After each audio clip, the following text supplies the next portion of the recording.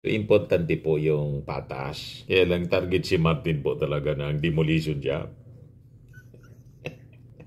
Ayaw tantanan ng mga DDS influencers. Gustong i-demoli si Martin Romualdez. Kasi tingin nila, si Martin siguro yung lalabanan niya.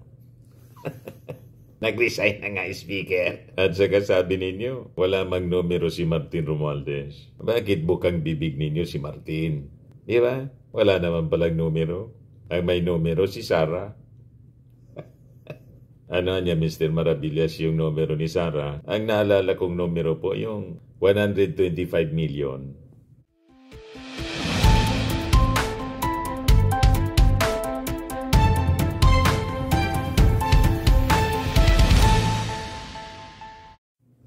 Hello po mga kababayan, si Dante Maravillas.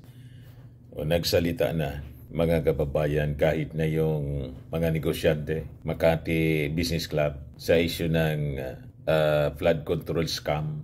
Ayan po, sabi rito sa report ng Billionaire News, like all else, Romualdez deserves due process in flood control mess.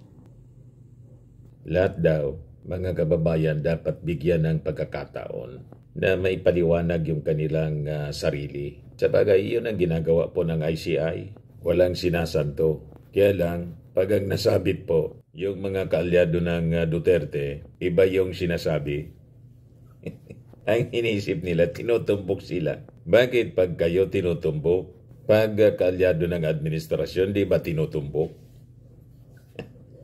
Lahat naman po tinutumbok. Kasi nga po, ang sabi ng ating Pangulong Bongbong, walang sisinuhin, walang sasantuhin. Kalyado, kaibigan, kamag-anak. Kasi ang dapat tumbukin dito mga kababayan, yung katotohanan, sino ba talagang sangkot?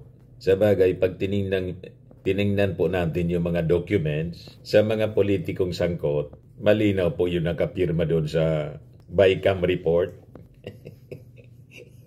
Kita-kita sa BICAM report kung sino yung mga sangkot. Wala doon si Martin. Gusto ninyo makita uli yung BICAM report kung sino nakapirma? Walang Martin po na nakapirma. Walang Martin.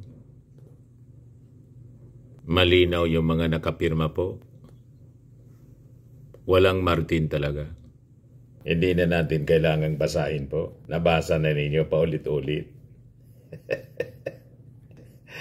You see? Kaya tama itong sinabi ng mga negosyante, ng isang leader ng Makati Business Club. Like all else, Romualdez deserves due process in flood control mess. Yan, sabi dito. The investigation into the flood control scandal should not be a family witch hunt.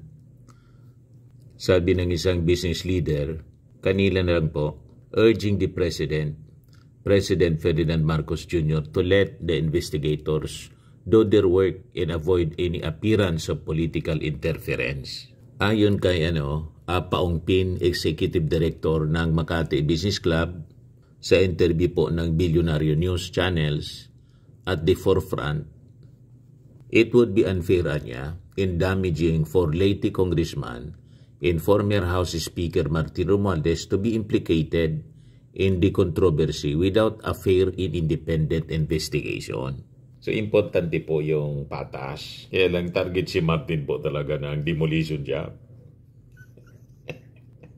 Ayaw tantanan ng mga DDS influencers. Gustong i-demoli si Martin Romualdez. Kasi tingin nila, si Martin siguro yung lalabanan niya. Nag-resign na nga speaker. At saka sabi ninyo, wala mang numero si Martin Romualdez. Bakit bukang bibig ninyo si Martin? Di ba? Wala naman palang numero. Ang may numero si Sara. Ano niya, Mr. Maravillas, yung numero ni Sara? Ang naalala kong numero po, yung 125 million. Confidential funds. Yun ang top of the mind natin pag nababanggit ang Sara Duterte, 125 million. Yung sabi po ni Paong Pin, that would not be a good outcome niya for us if he throws him under the bus, it has to be a fair and independent investigation, not at the instigation of Malacanang. They sort of instruct the investigators. It cannot be anya. It has to be fair. If he's really got some kind of liability, let that be exposed through proper process. These people, the accused in this thing, all deserve due process. Siyempre, hindi lang po mga kababayan si Martin Romualdez ang dapat may due process. Lahat naman po binibigyan ng due process ng independent commission. Kaya lang, pag ang nababanggit na po, yung mga kaalyado ni Digong, tulad ni Bongo, hindi due process ang sinisigaw nila, kundi may scriptan niya. Yun ang sabi kanina ni Bongo. Ito. Kaya pakiusap ko lang po, seek the truth. Ito pa po. At the script. Sec Vince. Mandali lang. Ulitin natin po. Not the script. Ano ba yan? Kaka, ikaw muna bahala sa mga bacon. Kung ano-anong pumasok po. Mandali lang. Ito. Kaya pakiusap ko lang po, seek the truth. Seek the truth lamang daw. po. Not the script. Sec Vince, hindi po kita inuutusan at tinuturuan. Isa itong pakiusap at paalala lang po. Ang issue ngayon ay tungkol sa ghost, substandard, o anomalous flood control projects. Kung wala kang sinisino-sino o pinipili, kasuhan niyo po at ipakulong kaagad yung mga totoong mastermind. Yan man talaga po ang direksyon. Mag-focus po kayo sa mga magnanakaw at korap. Ikulong na yan, mga kurakot. Alam kong kilala mo sila. Kilala. Siguro mapangalanan. Malamang kaharap pa. Pero pakiusap ko po. Tumbukin niyo po. Huwag nang paligoy-ligoy pa. Tumbukin niyo yung sinong may sala talaga rito. Tumbukin mo yung mastermind at huwag sanang ilihis yung issue. Ang ibig sabihin niya, ang mastermind, siguro, sa isip niya, mismong yung ating Pangulong Bongbong Marcos. Kasi yun ang mga propaganda ng mga DDS. Malabo man po. Kasi ang mismong nag-expose po ng mga anomalya, yung ating Pangulo mismo.